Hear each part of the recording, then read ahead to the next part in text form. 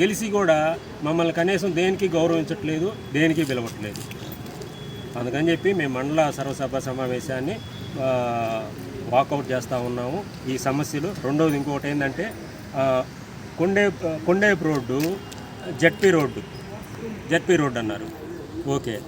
రెండవది మాకు పాకలబోయే రోడ్డు అరుంధతి నగర్ పురం సెంటర్ కాడి నుంచి అరుంధతి నగర్ చివరి దాకా కనీసం అది కూడా జెడ్పీ రోడ్డు అన్నారు.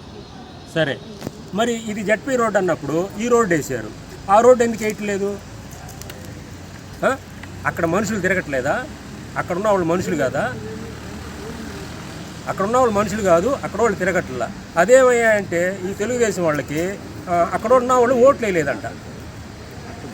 అక్కడున్న వాళ్ళు ఓట్లు వేయలేదని చెప్పి ఇదేనా ప్రజాస్వామ్యం అంటే? ఇదేనా? ఖచ్చితంగా ఆ రోడ్డు 10-20 రోజుల్లో వేయకపోతే ఆ ఏరియా ఎంపీటీసీగా నేను రాజీనామా చేయడానికి సిద్ధంగా ఉన్నా. అది మీరు ఖచ్చితంగా రోడ్డు వేయాలని, ఏంది మా గౌరవేతనము మా గౌరవించాలని కోరుకుంటూ ముగిస్తాం.